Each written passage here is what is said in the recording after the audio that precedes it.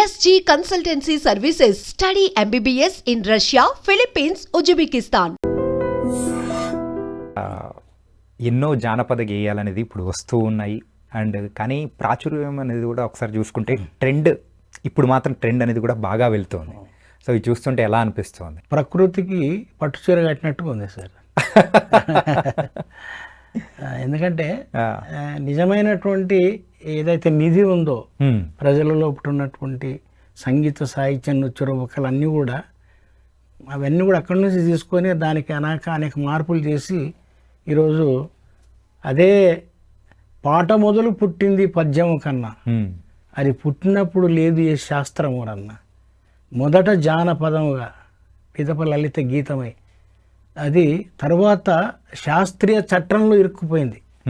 అలాంటి దాన్ని మళ్ళీ బయటికి తీసి దానికి ఒక అంటే ప్రకృతిగా పట్టు చీర కట్టినట్టుగా ఉందని అనిపిస్తుంది నాకు నా మనసులో.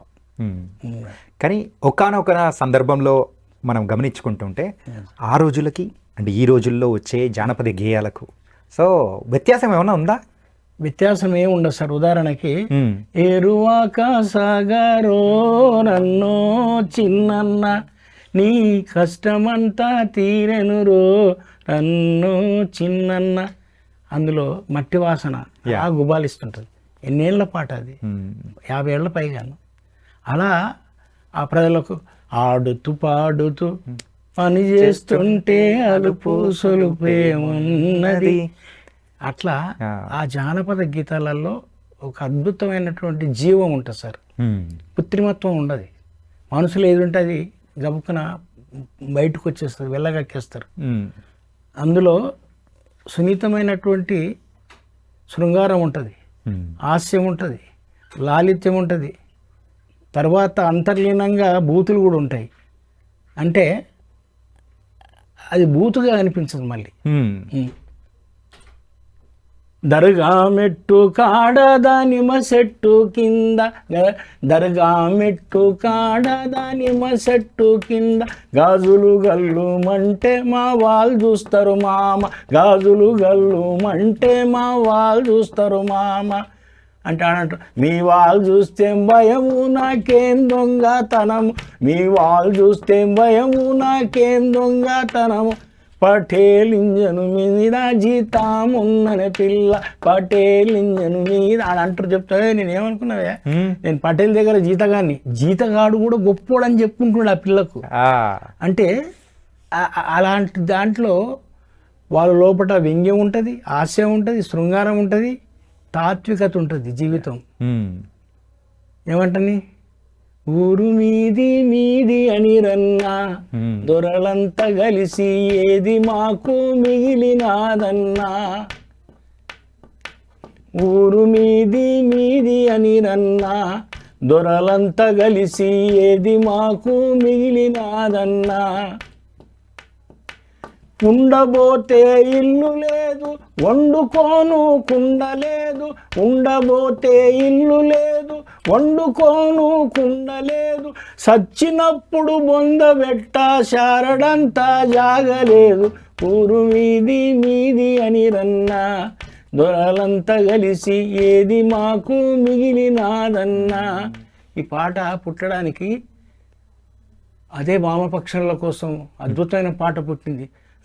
ఊరు మనదిరా, ఈ వాడ మనదిరా, అరే పల్లె మనదిరా, ప్రతి పనికి మనమురా, అరే సుట్టె మనది, కత్తి మనది, పార మనది, పలుగు మనదిరా, బండి మనదిరా, బండెడ్లు మనయిరా, బండి మనదిరా, బండెడ్లు మనయిరా అన్నారు. కానీ ఊరు మాది కాదు, మాకు ఊర్లో స్థలం వెళ్ళలేదు సార్. 100-80-90% మందికి తాము స్వయంగా తమకు ఇష్టం వచ్చే బతికే పరిస్థితి లేదు. వాళ్ళకు విందు జరుగుతుంది ఎప్పుడు, జీవితంలో విందు ఎప్పుడు అనే దాని గురించి మళ్ళొక చరణంలో కవి చెప్తాడు. ఏమంటానంటే తైదా అంబలి జొన్న గట్ కన్నా నీకున్న కూడు ఉప్పు కారం సప్పకూరన్నా, పండుగొస్తే పచ్చి పులుసు, పెళ్ళి అయితే పప్పు చారు. పండుగొస్తే పచ్చి పులుసు, పెళ్ళి అయితే పప్పు చారు. విందు అంటే జీవితంలో వెన్నెలొచ్చిన రాతిరేను. ఊరు మీది అంటే ఊరు మాది అన్నారు, అన్నలు అంటుర్రు, అన్నల గాయకులు అంటుర్రు. అరే మేము మాజరవై ఊరు అనుకున్నాం. కానీ వాళ్ళన్నా కూడా వాళ్ళు తుపాకులు పట్టుకొని తిరిగినాయి కొడుకులే, ఊరి మీద కాదురా సాలే, ఇది మా ఊరు అంటారు ఇప్పుడు కూడా. అట్లా పాటలు అట్లా పుట్టినాయి, ఆ ప్రజలలో ఉన్నాయి. ఓకే. అంటే జానపదులు తాత్వికం చెప్తారు, శృంగారం చెప్తారు, హాస్యం చెప్తారు, సెటారికల్ కూడా చెప్తారు. అంటే నవరసాలతో కూడుకున్నదే జానపదం. నవరసాలతో దాని నుండి డిరైవ్ అయినాయి అన్ని, లలిత గీతాలు కానీ శాస్త్రీయం కానీ. మీ యొక్క జర్నీ అనేది కూడా ఒకసారి చూస్తే ప్రజావాగ్గేయకారుడిగా మీరైతే మొదలుపెట్టారు. కాకపోతే ఇందులో సినీ గేయ రచయిత ఉన్నారు, దాంతోపాటు మూల సిద్ధాంతకర్త కూడా ఉన్నారు. మొదటగా మనం అయితే ప్రజావాగ్గేయకారుడిగా మాట్లాడుకుంటే ఇప్పుడు మీరు చెప్పినట్టు అనేది దాని కిందకే వస్తారు. అవునండి. ఇలా మీరు అంటే అవ్వడానికి కానీ, సో ప్రజల పట్ల వాళ్ళు అంటే ఎదుర్కొంటున్న వివక్షకు సంబంధించి మీరంటూ ఒక గొంతెత్తి మాట్లాడాలని అనిపించిన సందర్భం ఏదైనా ఉందా? ఖచ్చితంగా ఉంది సార్. ఎందుకంటే ఈ దేశంలో అద్భుతమైనటువంటి నదీనదాలు, ఒకప్పుడు ప్రపంచ మానవాళికి నాగరికత నేర్పినట్టు సింధు నాగరికత, హరప్పా మొహంజదార నిర్మాణాలు, నదీనదాలు, పర్వతాలు, ఖనిజ సంపదలు ఇన్నున్నాయి. ప్రదర్శన ఇవ్వడానికి మా కళామండలి వాళ్ళని ప్రదర్శన వినడానికి వెళ్తే నేను చిన్న స్టోరీ చెప్పేవానండి. ఒక పటేలమ్మ, దొర భార్య, జీతగాడు, తండ్రి కొడుకులేదే. తండ్రి పూర్వము ఉన్నటువంటి పద్ధతులకు అలవాటు పడి బాంచం దూరాన్ని కాల్మొక్త అన్నట్టుగా బతికాడు. కానీ కొడుకు అట్లా కాదు, కొంచెం వాడు కొద్దిగా 2 ముక్కలు చదువుకున్నాడు. అయితే వాడు కొంచెం మోడర్న్గా ఆలోచిస్తూ ఈ కులం అనేది ఇదంతా మోసం ఇదని ఒకసారి టెస్ట్ చేద్దామని వాడు ఏం చేశాడంటే, ఒకనాడు లేత వంకాయలు బుట్ట నిండా తీసుకొని వెళ్ళాడు, పటేలమ్మ దగ్గరికి వెళ్ళాడు. వెళ్ళి పటేలమ్మ అన్నాడు. అని లోపలికి వెళ్ళి వచ్చింది. ఏందిరా ఏమో గట్టిగా పిలుస్తున్నాయి, ఏం సంగతి? ఏం లే పటేలమ్మ, ఏమోమా వేసిన బిగడంత భూమిలో వంకాయలు వేసినాం, చెట్లు ముద్దుగా వంకాయలు కాసిన లేతలేత నూనెపు వంకాయలు మీకు మొట్టమొదటి లేకుండా మేము తింటే ఎట్లా పటేలమ్మ, అందుకే తెచ్చినట్ట. తెచ్చిన కూడా పెట్టు అంటానన్నది.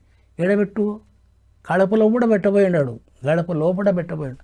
ఏం రావు, గడప లోపల పెడతారా, అవతల పెట్టు అంటే ఆడ భయంతో ఆడ పెట్టిండు. ఆ లోపలికి వెళ్ళింది, చెంబు నిండా నీళ్ళు తీసుకొచ్చి దాని మీద పోసింది. ఇక పో అంటాను, ఆడ పోయిండు. ఓహో నేను ముట్టుకున్నానంటే అంటరాని వంకాయలు అయినాయి అని చెప్పి తెల్లారి మళ్ళీ ఒక బియ్యం సంచి తీసుకొచ్చాడు. మళ్ళీ పటేలమ్మ, ఓ పటేలమ్మ అంట.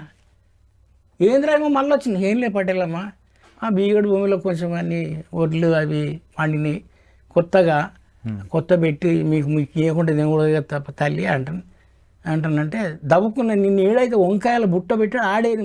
ఓరి అమ్మ ఏమో ఆడబెడతావురా, అంత వరకు నేను తీసుకుపోతా అన్న, నడింట్లోకి తీసుకురా అన్నది.